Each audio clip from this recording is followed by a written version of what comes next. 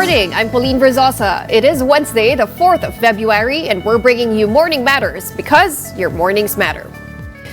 Senate President Tito Soto revealed he is aware of recent efforts to push for a leadership change at the helm of the Senate.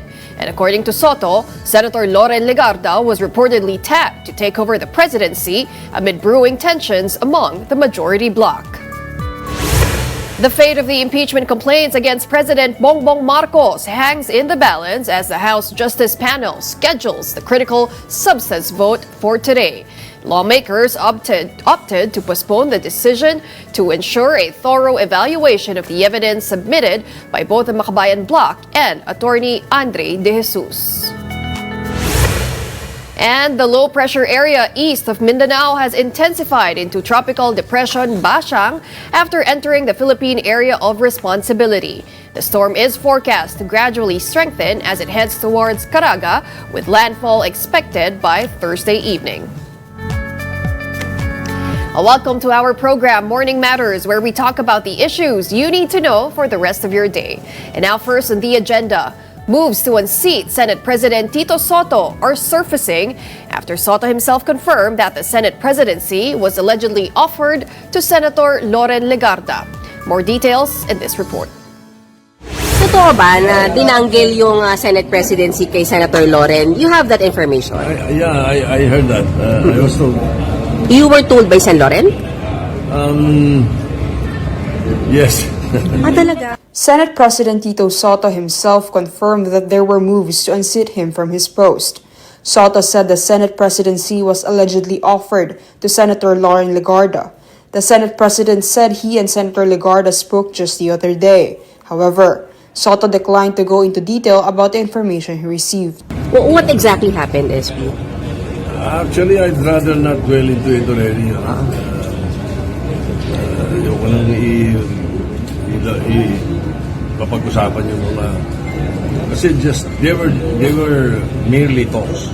Pero inalok yung Senate presidency kay Sen. Loren. That's what I was told. Sinabi ba ni Sen. Loren kung anong naging response po niya? Pinakamaganda, ay sinabi niya hindi siya interesado. Despite this, Soto said support for his leadership within the majority bloc remains solid. Hindi delikadong lumipat ng bakod si Sen. Loren kasi solid ba siya sa inyo? Oo naman. Ang buong majority namin very solid. As a matter of fact, baka mga dalawa sa mga hindi namin kasama dati, baka mapasama ko yan. Soto also said they have long been in talks with some members of the minority who may be willing to move to the majority bloc, but he declined to name them. Senate President Pro Tempore Ping Lacson called malicious and sadistic the narrative being circulated that Legarda supposedly volunteered to recruit supporters in order to become Senate President herself. Senator Legarda gave a measured response on the issue. May kumakausap daw sa inyo, ma'am? Ang daming kumakausap sa akin araw-araw. Ako? Lahat naman kinakausap ko. Teka. Thank you, ma'am.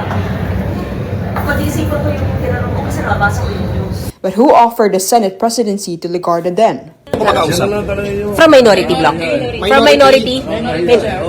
Earlier this week, Senate Minority Leader Alan Peter Cayetano said discussions among minority bloc members have been ongoing, particularly on Senate issues and the direction it is taking. However, Cayetano said they do not have the number to oust Soto. Minority Senator Robin Padilla, for his part, said he does not see any reason at the moment to change Senate leadership. May usap ba ng pagpapalit ng leadership? May gusto kayong ibang Senate President? Mas marami akong iniisip na iba. Hindi ako... Fight lang ako. Ano naman ang alam ko dyan sa ganyan? You see the need to change leadership? Okay naman ako. Wala naman akong masasabi sa ngayon sapagkat ako'y busy. Sa totoo lang. Oo. Pero syempre, yung mga usap-usapan na ganyan, hindi naman nawawala yan. Andyan na yan eh. But Padilla said it will be a different conversation if an impeachment case against VP Sara Duterte reaches the Senate. Ay syempre. Bakit po? Hindi naman siguro kailasan man sa inyo. Ayaw ko ng impeachment. Hindi ba obvious? Eh syempre, kailangan. For the minority. Sana, inshallah, God willing. Pro Pro bayan. but supportive of VP Sara. course. Yun yung gusto nyo maging SP. Just to be clear po. Wala na tayong plastikan. Well, in other news, the House Committee on Justice has postponed voting on the sufficiency in substance of the 2 impeachment complaints filed against President Bongbong Marcos, resetting the decision to February 4. During yesterday's lengthy deliberations, committee members stressed that the president cannot be impeached over allegations that he allowed the kidnapping and surrender of former President Rodrigo Duterte to the International Criminal Court. This allegation was included in the first impeachment complaint filed by lawyer Andre De Jesus and endorsed by Pusong Pinoy Party List Representative Jet Nisay. Both majority and minority members of the committee agreed that the government legally enforced an ICC arrest warrant coursed through the Interpol. There's no impeachable offense. We all know that there's no kidnapping. Second, the arrest was by virtue of an arrest warrant issued by the International Criminal Court. Committee members also expressed skepticism that unsubstantiated claims regarding the president's alleged drug use could qualify as an impeachable offense. Several lawmakers further criticized the evidence submitted by De Jesus, noting that it relied heavily on news reports rather than firsthand or corroborated proof. Senator Amy, the sister, admitted or alleged or announced that PBBM is a drug addict. Again, this is not a factual allegation but a conclusion that because Senator Amy admitted or announced that PBBM is an addict, then he must be an addict. And the palace reiterates that President Bongbong Marcos respects the separation of powers among the 3 branches of government. This follows the Ombudsman's statement that it is not easy to obtain the sal-ends of lawmakers implicated in the flood control scandal. And while the president continues to push for transparency and accountability, the palace said he will not interfere in the jurisdiction of Congress. Kung ano man po ang rules ng House of Representatives or Kongreso patungkol po dyan, yan po ay ginagalang ng Pangulo. Iniiwasan po ng Pangulo na magkaroon ng executive overreach. Meanwhile, Malacanang says they will allow the Independent Commission for Infrastructure, or ICI, to decide on the direction of its investigation. This includes a decision on whether to appoint additional commissioners or increase the commission's funding. Kung gusto pala lang magpatuloy, sabihin lamang nila sa Pangulo at susuportahan sila. Kung sasabihin po rin nila na tapos na kanilang obligasyon, makikinig po ang Pangulo. And coming right up, Representative Terry Ridon joins us to discuss the impeachment complaints against President Bongbong Marcos and Vice President Sara Duterte. Don't go away. Morning Matters will be back after this quick break. Keep it here on One News.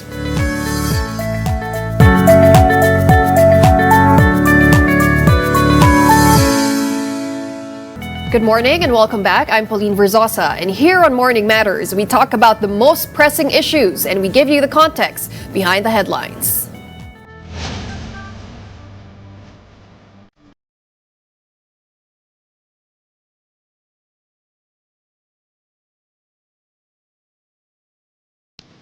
The House Committee on Justice has deferred its vote on the sufficiency in substance of impeachment complaints against President Bongbong Marcos. During deliberations, lawmakers largely questioned the merits of the first complaint, saying the allegations ranging from corruption to the arrest of former President Rodrigo Duterte did not clearly rise to impeachable offenses. The committee is set to reconvene today to decide whether the cases have enough substance to proceed to full impeachment hearings. And joining us now is Representative Terry Ridon, representative of the Bicol Saro Party List and a member of the House Committee on Justice as well. Good morning, Congressman, and thanks for joining us here on Morning Matters. Good morning. Thanks for having me. Well, Kong Terry, I'm sure the past 2 days have been quite busy for you, along with the other members of the House Justice Committee. But let's dissect first the events that took place yesterday. The committee held its second hearing on the impeachment complaints against against President Bongbong Marcos, and this time the focus was on determining sufficiency in substance. But help us understand, Kong, no, gaano po ba talaga kataas yung threshold in determining sufficiency in substance? Well, yung threshold po will depend on each and every member's determination on whether or not the allegations and the facts being presented rise to a sufficiency in substance. No? So, yesterday, there had been discussions on the first impeachment complaint filed by Attorney De Jesus. So, maraming pinag-usapan doon. Yung, firstly, yung supposed kidnapping of the former president and bringing him to The Hague.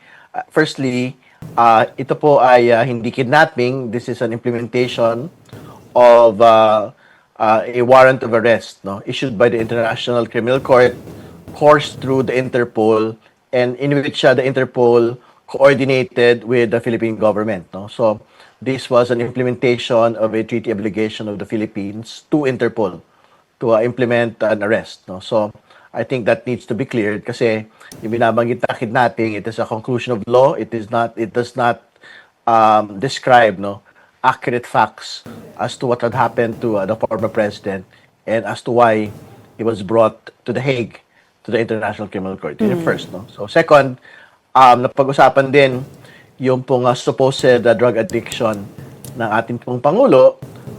Simple lang ho yung sagot po ng mga kinatawan kahapon. Wala hong ebidensyang iprinsinta sa bagay po na ito. Ang binabanggit lang yung pong talumpati ni Senator Amy Marcos alluding to an addiction of the president. No? So insufficient po na yun lang po yung magiging batayan po dito. Pangatlo, yung pong failure to revoke, yung failure to veto, yung pong unprogrammed appropriations. Ang sabi po ng mga kinatawan dito ay yung pong power to veto and not to veto ay discretion at kapangyarihan po ng Pangulo po ng Pilipinas. So, kumbaga, it will not rise to an impeachable offense. No?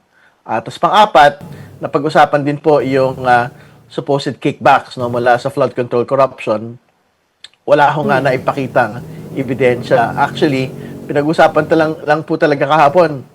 Puro nakabatay sa mga news reports, news articles po, yung mga sinabit po nga ebidensya noong po nga De Jesus complaints. At ang sinasabi ng mga kinatawan, parang hindi ho obra na mga news articles lang po yung magiging batayan ng isang impeachment complaint. At panghuli, yung pong usapin na pag-create po ng Independent Commission for Infrastructure, yung ICI, ito po ay ginamit lang daw po to shield allies, no? Pero naglinaw po kahapon na sa totoo lang, meron pong may nakakulong na pong aliado ng Pangulo. Pangalawa, marami na pong mga prosesong tumatakbo ngayon sa bagay po na ito. In fact, meron pong Senate Blue Ribbon Committee partial report na parang napapangalanan po yung ilan pong mga nakaupong mga senador at ilan pong mga kongresista dito po sa bagay ito. So, even on that point, parang hindi totoo na ginagamit po ang ICI to shield allies.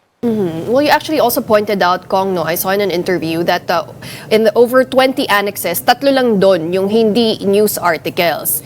Are news articles not counted as authentic sources? And if so, just for the benefit of our viewers, what then counts as a solid basis to authenticate allegations? Well, firstly, dapat nga at the level pa lang ho ng form, pinag-usapan na ho yung yung submission of authentic documents, and secondly, yung pong complaint should be based on personal knowledge. Kasi in previous impeachment proceedings, alam po niyo sa form pa lang ho, doon na ho na-raise yun eh. Kung based on personal knowledge or authentic records po, yung pong batayan po ng complaint. So, to answer your question, pwede hong supplementary documentation, no? Yung pong news articles. Pero, syempre, when we speak about authentic records, dapat galing yan doon sa mga certified true copies, for example, ng mga official records, no? Katulad ng mga court cases, Senate or Congress committee reports, no?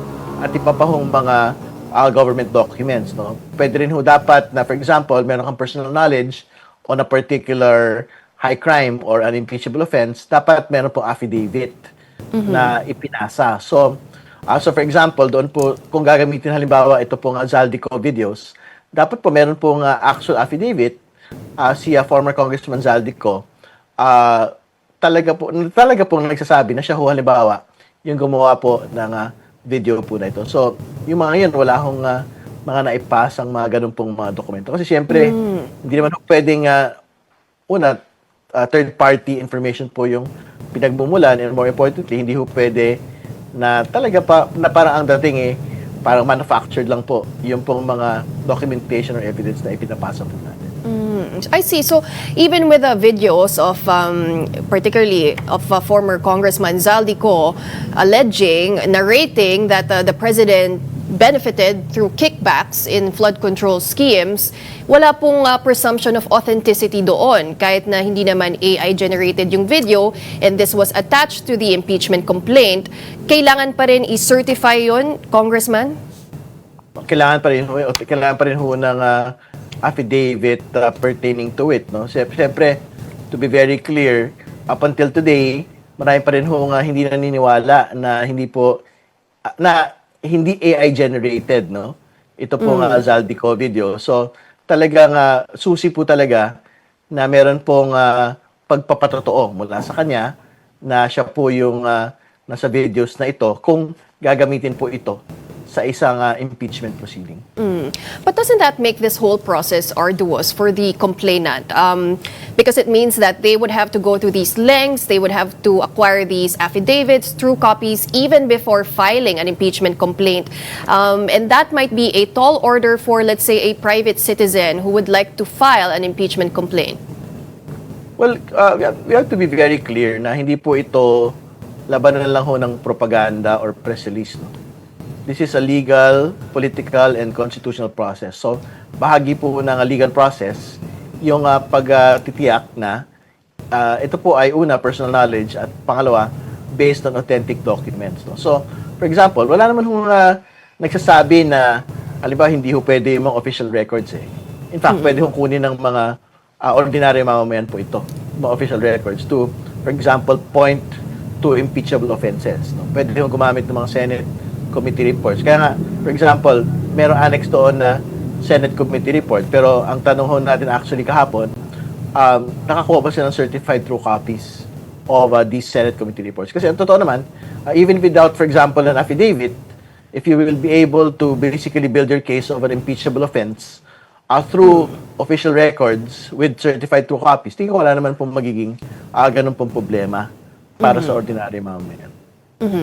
But yesterday, Representative Shell Diokno, I think, raised an important point. He said, does this mean that the complainants will not be given the opportunity then to authenticate their documents during the evidentiary phase? Because that's part of due process and that should be accorded to them during that phase, because this could also affect other impeachment complaints. Sabi niya, in the stage of determining sufficiency in substance, lawmakers or members must simply look at the allegations and hypothetically admit that they are true, and only then, after you determine sufficiency, will you go to the evidentiary phase. Can you explain that to us, Kong? Yeah. Well, tama yung bahagi na meron pong aspeto during the hearing proper na meron pong authentication, actual authentication of documents, no? Pero simple lang naman ho yung tanong actually kahapon. Yung po bang mga dokumento, without even going to the actual text, no, of the documents. Simple lang yung tanong kahapon una, meron po bang affidavit relating na meron pong personal knowledge ng complainants? Pangalawa, based ba on certified true copies yung pong mga submissions? So, simple lang po yun. It doesn't go into the text or the content of the document, which can actually come, like what he was saying, in the next stages of the proceeding. So, it was a very simple question. Kasi nga, like what we had stated, these questions, if in the negative po yung sagot, typically ho, at the level of form, sufficient to inform, di-dismiss na ho yung mga kaso. Actually, nung sinabi ho yun, in the first instance, doon sa determination of form, sabi nila, sa next stage na yun itanong. So, it was properly asked already at the level of sufficiency in substance. Kasi ang totoo po, if they will insist na it should be at the next stage and not at the first stage, which is at the sufficiency of form pa lang po, ang pwede ho talagang maging next step po ng mga House members po doon to make a motion for reconsideration on the determination of sufficiency in form. And I don't think House members would want that, no? Kasi pagka ho ganun, tapos nagkatalo na already on whether it is based on personal knowledge or authentic documents, pwede hong immediately mag-fall yung pong mga impeachment complaints po na ito. Okay, so let's go to the order of business today for the Committee on Justice. You will be having your vote and explain the process to us, Congressman. When you vote on the first impeachment complaint or any impeachment complaint, will you vote on it as a whole or per offense po ito? For the entirety of the impeachment complaint po. Yun po nga pagboto. But, before going into the vote, mamaya ho, yung po nga presentation po ng second impeachment complaint. So, pag-usapan po doon kung meron po nga culpability ang Pangulo doon sa DPWH parametric formula. Yung sinasabi po nga batayan ng pagkakaroon po ng mga allocable supposedly ng mga lawmakers, congressman, senador, at even executive officials. So, yun yung una. Pangalawa, pag-usapan nga doon, syempre, system din po ng kickbacks, no? Kung talaga po meron pong direct involvement ang Pangulo dito po sa sinasabi pong system of kickbacks sa flood control, corruption. At syempre, pangatlo, pag-usapan pa rin po yung pong hindi na lang yung pag-veto ng unprogrammed appropriations, kundi yung paggamit mismo ng unprogrammed appropriations. Kung meron pong personal at high level na pananagutan ang Pangulo sa bagay po na ito. So you will be discussing the second complaint first before you have the vote, and the vote will already include parehong complaint na, Congressman. But for the second complaint, do you foresee lengthier deliberations for this one? Because some analysts also foresee that the main objection for the second complaint is that it will be difficult to prove culpability on the part of the President. Well, tingin ko mas mahaba po yung talakayan. Although, syempre, mamaya kasi sila na agad yung isasalang pagbukas po ng komite, no? Pero, syempre, mas mahaba at mas voluminous po yung dokumento. Kasi, I think there will be a presentation of the DPWH parametric formula, no? So, mahaba po yun. Syempre, pangalawa, there will be a discussion on unprogrammed appropriations. So, mahaba rin po yun kasi yung prinsipyo na po ng unprogrammed appropriations yung pag-uusapan dito. So, ultimately, yan po yung mga iikutan nito pong talakayan ngayon pong araw na ito. And just to clarify, Kong, kasi parang Chairwoman Luistro touched on the reports. Sabi niya, if the committee finds the complaints insufficient, and that's what comes up in the committee report, and this is referred to plenary, may possibility na i-override ito sa plenaryo. And then the committee would be constrained to convert these into articles of impeachment. Is that really a possibility? Hindi. Proseso po yung tinalakay niya. So, assuming, for example, na hindi ho makakuha ng more than 2/3 vote, yung po dismissal nito pong impeachment complaint po na ito, talagang tama yun. It will convert into articles of impeachment, and then it will proceed to trial, no? So ayan po yung proseso po ng voting at the level po of the plenary. Okay, and for the impeachment complaints of the Vice President, what's the status on that, Congressman? Is it still with the House Section? Inantay po, wala pa akong balita kung na forward na po sa House Speaker ito pong mga dokumento po, no, nung pong impeachment laban kay Vice President Sara Duterte. Pero ang ating po expectation, hopefully within this week or by next week, magkaroon na po ng referral at the level of the plenary to the House Committee on Justice, no? Pero syempre, this does not preclude also kung meron hong makukuha na 1/3 support of all House members para we can still do an express route to the Senate for trial. And I think it's also important to define yung timeline, ano, Kong? Because you said that it might be prudent to wait until February 6 before the complaints of against the Vice President will be referred to the Justice Committee. Kasi medyo dinadebate pa kung kailan ba talaga nag-end yung one-year prohibition rule, if it's January 15 or February 6, because a lot of people were surprised kung bakit napaaga yung filing ng impeachment complaints. But walk us through how that will work, Kong, ano, yung waiting for February 6, because later on, baka i-question din naman yung constitutionality niyan, saying na dinelay yung pag-refer.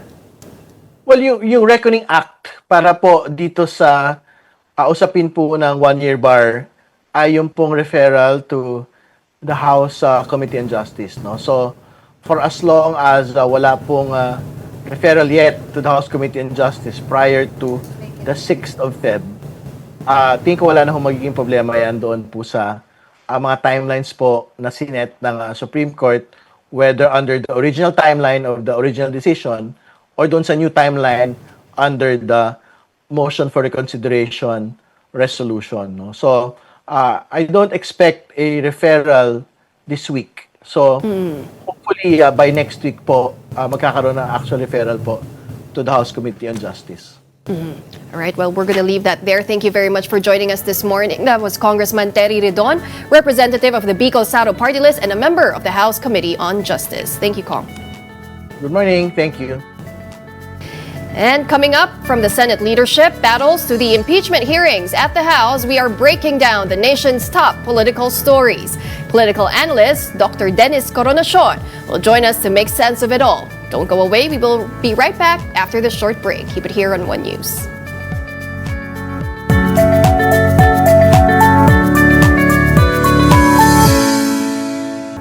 Welcome back. You're still watching Morning Matters here on One News.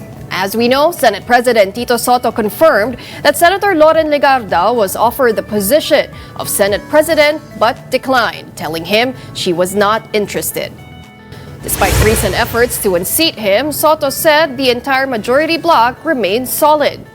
Meanwhile, Blue Ribbon Committee Chair Senator Ping Lacson said the panel had already drafted a partial report on the flood control mess, but it was withdrawn after many members requested further discussions.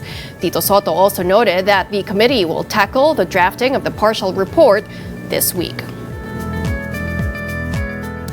And with us now to discuss this is Dr. Dennis Coronacion of the UST Department of Political Science. Good morning, Dr. Dennis, and thank you for joining us here on Morning Matters.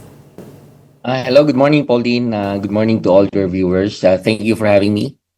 All right. Well, first, what do you make of another brewing coup, talks of another brewing coup in the Senate? And how would you assess the current stability of the majority bloc in the Senate? Well, according to Senator Tito Soto, Senate President Tito Soto, I think their numbers are intact, no? So, meaning to say, no one from among their ranks is interested to any offer from the minority to join them, or just like based on the reports, itong si Senator Loren Legarda is being offered the position of Senate President, which according to reports again, she rejected. So I think it's understandable that this is happening if we're going to take a look at the larger picture, kasi anytime soon there's going to be at least an impeachment complaint is going to be filed against the Vice President. And according to Senator Robin Padilla, siya ay pro-Inday. Sana magkaroon daw ng pro-Inday Sara na Senate President. So if we're going to connect the dots, parang by the time what they want is that by the time that the impeachment complaint will be refiled against the Vice President, they hope that they already have the leadership in the Senate so that they can do something about it. Unlike sa ngayon, nasa minority block sila, parang mahirapan silang protektahan at tulungan si Vice President Sara Duterte. Should the impeachment complaint be passed by the House of Representatives. So would you say, Dr. Dennis, that the hold of Tito Soto now on the Senate presidency is quite tenuous, not so secure? Well, yes, we can say that, pwede natin sabihin yun. Pero tingin ko it's ano naman tawag dito, he will remain in office, I suppose in the next few weeks. Kasi talaga namang he's in a precarious situation. Since the minority bloc has been very aggressive in ousting him from the Senate President position. And what do you make of Senator Lauren Legarda reportedly declining the offer to become Senate President? Well, it might be true, but there are also reports saying that she was the one who initiated. She was the one who was going around asking her colleagues if they would be willing to support her bid for the Senate presidency. Pero we don't know what's the exact truth here, no? Pero what's important is that the Senator Lauren Legarda has denied it, and I think wala naman siyang planong palitan si Senate President Tito Soto. So tingin wala siyang gagawing aksyon para matanggal bilang Senate President si Tito Soto. But Dr. Dennis, what would be the implication of another potential coup at the Senate? What does that say about the current stability of our leadership in government? Well, it has a lot of implication in the sense na whatever legislative priorities that they have set alongside with the executive will definitely be affected. Tapos since all these movements, all these attempts to replace the Senate President have something to do with, of course, the politics, the politics outside the Senate, meaning to say yung paglalaban ng admin at saka yung opposition led by the Vice President.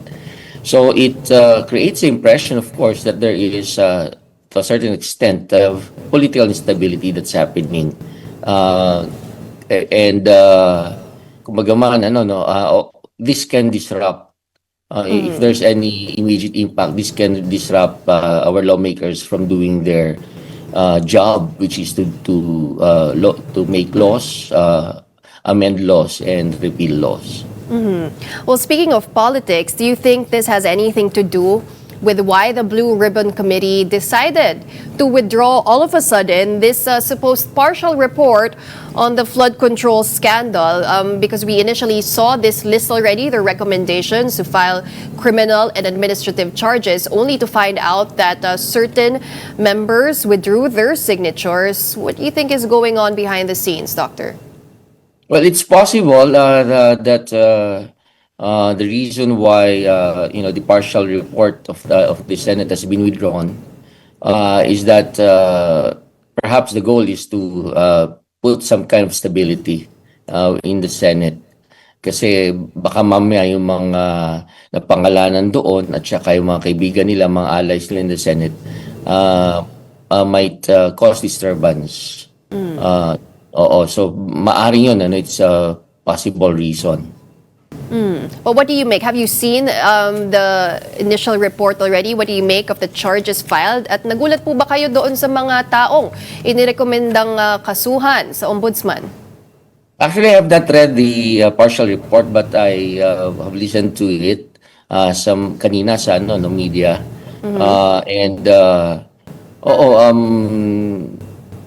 Maari so ang tingin ko nga dyan is that baka kaya withdraw is because of the protest made by some of the members of the Senate, and possibly to prevent any instability that can be caused by this partial report.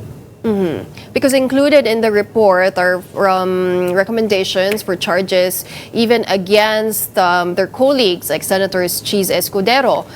There are also recommendations for further fact-finding on the former House Speaker Martin Romualdez. But this is just, again, based on their partial report or the draft that they have since withdrawn. But Dr. Dennis, also wanted to get your thoughts on how would you gauge the sentiment of the public right now when it comes to the flood control scandal? Do you think it has waned or nandun pa rin yung galit ng taong bayan? No, I don't think it has waned. Nandun pa rin, nakasubaybay lang ang taong bayan.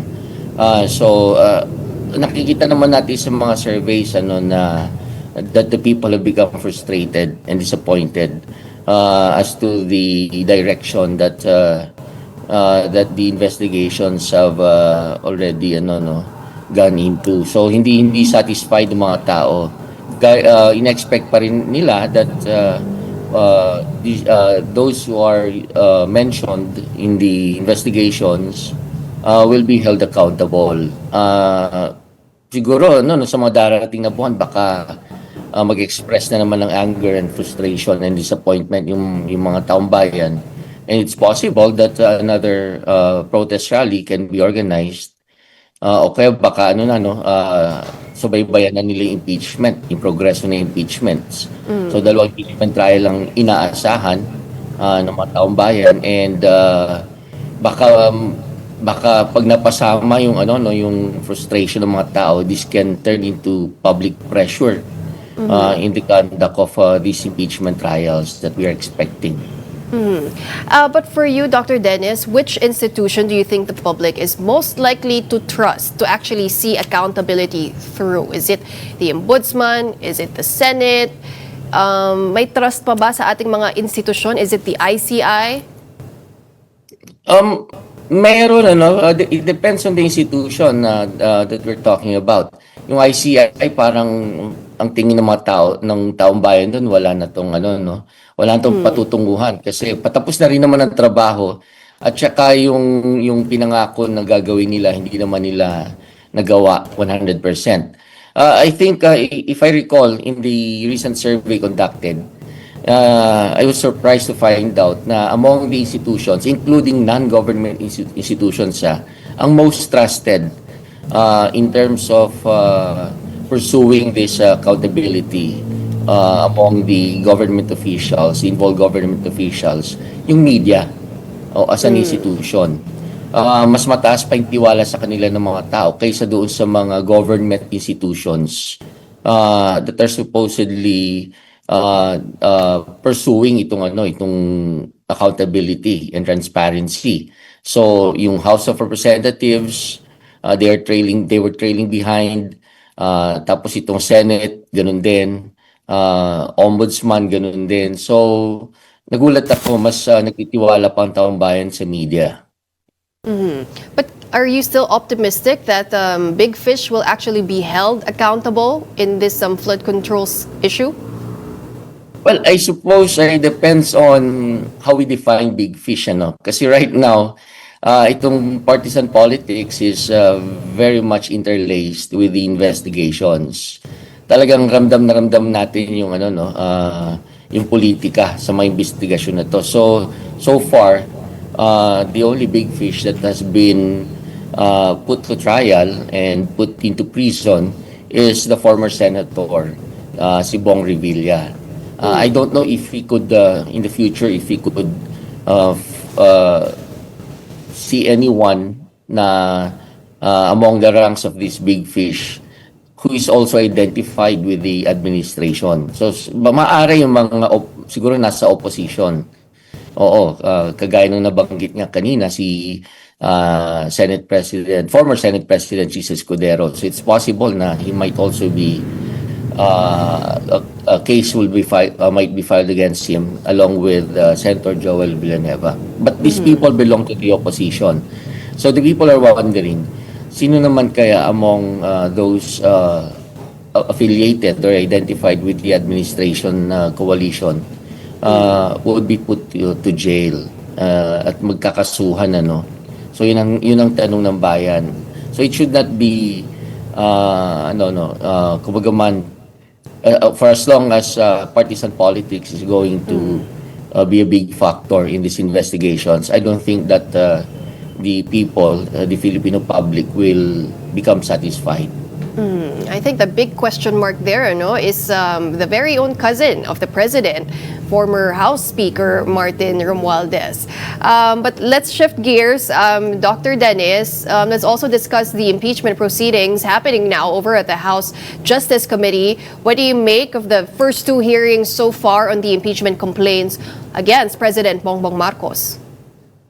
Well, ang pinag-uusapan pa lang ay I think whether or not the two impeachment complaints have satisfied the standards when it comes to form and ongoing in tungkol naman sa substance.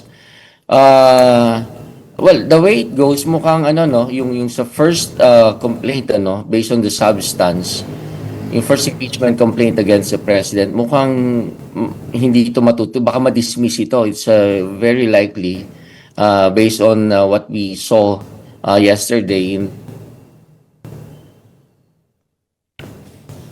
Dr. Dennis, I think we lost you there. Can you still hear us?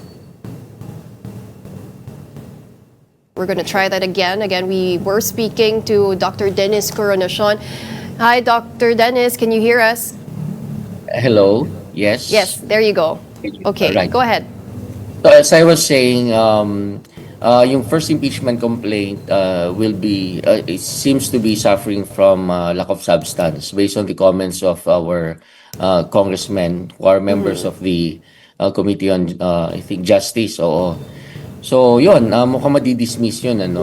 Pero ngayon malalaman pa lang natin yung comments niya regarding the second impeachment complaint filed by the Makabayan Bloc or supported by the Makabayan Bloc. So it remains to be seen. Parang it's hard to tell. Mahirap husgahan kung papasabayan or ano. But I suppose the biggest obstacle again for these two impeachment complaints, should they be able to overcome the challenges dun sa committee level, is the majority of the congressmen that have continuously thrown their support to the president. So again, itong impeachment process is a numbers game. So titingnan yung merits of the case, pero at the same time meron ring politika na nangyayari. Oo, so it's a numbers game. Well, Representative Benny Abante did say, and he described the process as an exercise in futility, kasi nakikita na daw niya that the majority is already inclined to vote for insufficiency, at least with the first complaint. And it seems, tama yung mga initial impression, Dr. Dennis, that the impeachment complaint filed by Attorney Andre De Jesus was really weak. So, ano ba to? Is this, is it right? Yung mga assumption that this was meant to protect President Bongbong Marcos, to inoculate him from impeachment? Well, it lends credence to the accusation that this is, so to speak, impeach me. Oo.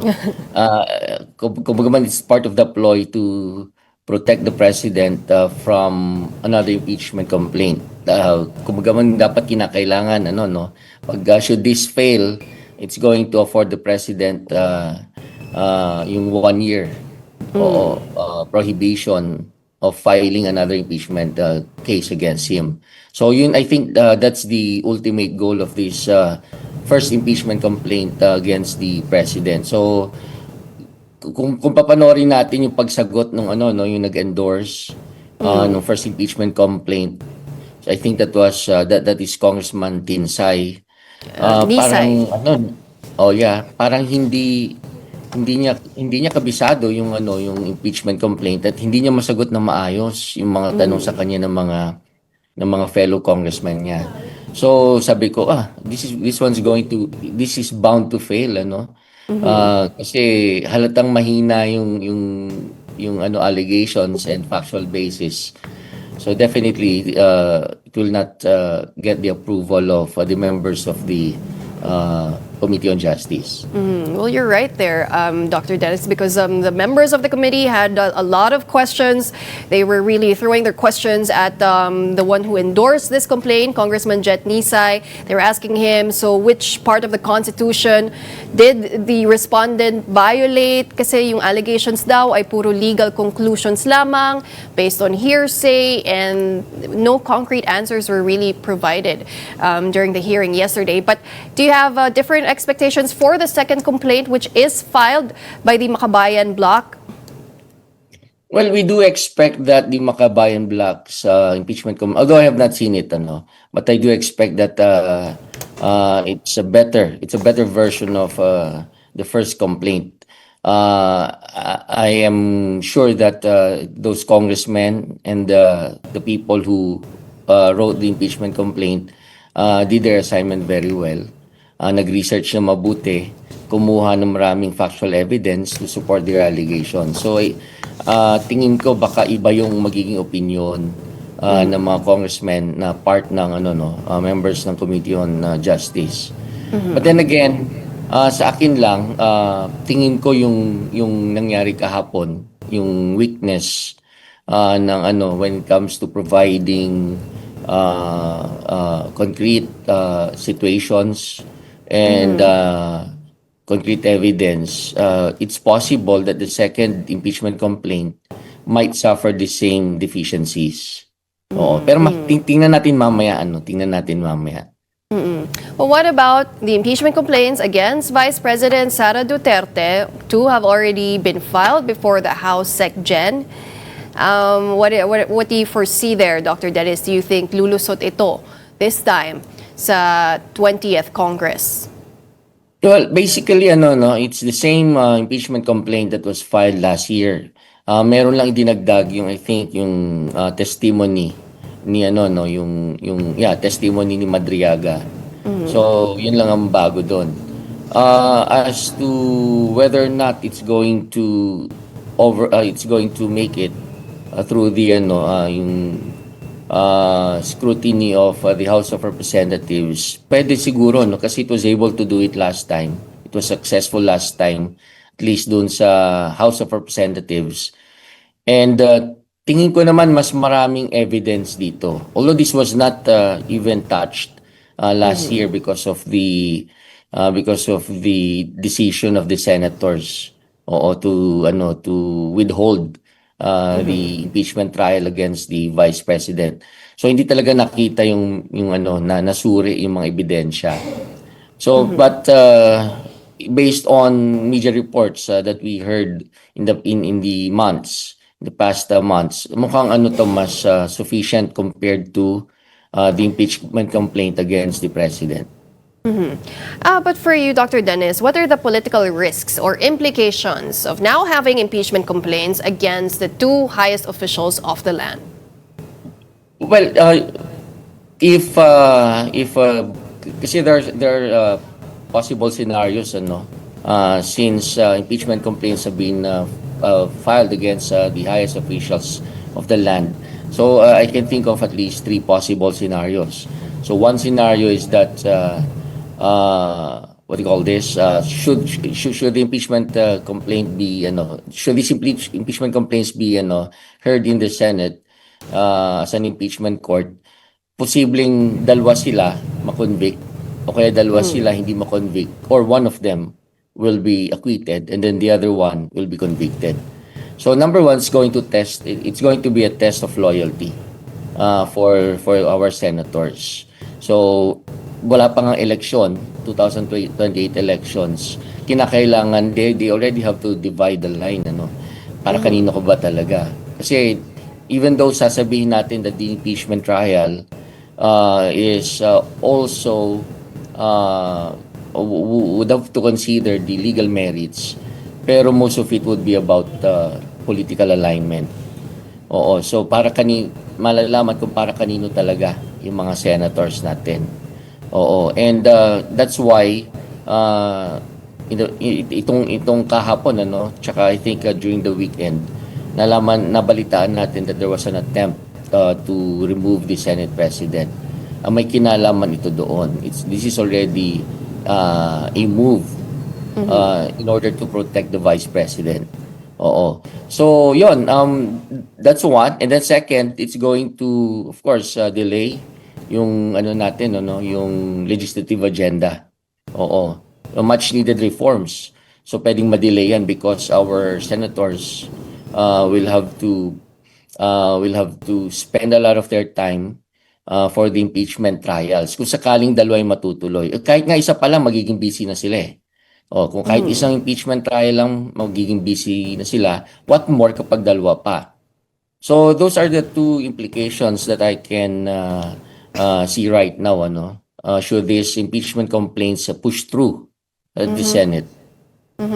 Well, the next few days and weeks will be very, very interesting and important. But for now, thank you very much for sharing all your insights and your time. That was Dr. Dennis Coronacion of the UST Department of Political Science. Now, in other news, House Majority Leader Sandro Marcos has filed a bill proposing a no-work, no-pay scheme for members of Congress. This links salaries and allowances to verified attendance and participation in plenary sessions and committee hearings. Marcos said the measure aims to promote greater accountability, transparency, and integrity in public service. Meanwhile, Palace Press Officer Undersecretary Claire Castro said that President Bongbong Marcos was surprised by his son's proposal. She added that the president will not intervene and will examine the proposed measure only when it is formally submitted to him. Pero kung pag-uusapan po in general, maganda po ito dahil po para malaman naman nila na mga taong hindi natatrabaho ay hindi naman dapat na makinabang sa pondo ng bayan. Pero muli, ulit natin ang sinabi ng Pangulo, hindi po niya saklaw ang paggawa ng batas. Now, shifting gears to sports, Next Led opened their All-Filipino campaign with an epic 5-set win over fellow new-look squad, the Farm Fresh Foxies. Tied at 10-all in the fifth set, the Chameleons took control with a crucial 4-0 run, powered by newcomers Brooke Van Sickle and Myla Pablo. Pablo was named player of the game after contributing 19 points on 45% attacking efficiency, while Van Sickle added 20 markers and 11 excellent receptions. Meanwhile, the Capital One Solar Spikers claimed their opener against the Zeus Coffee Thunderbells in 4 sets. Bella Belen earned player of the game honors with 26 points, coming from 24 attacks and 2 aces. And that wraps up today's episode of Morning Matters. We hope we've given you just the right start to your morning. Let's make the day matter. I'm Pauline Verzosa. Kapatid, we are One News, all sides, all the time.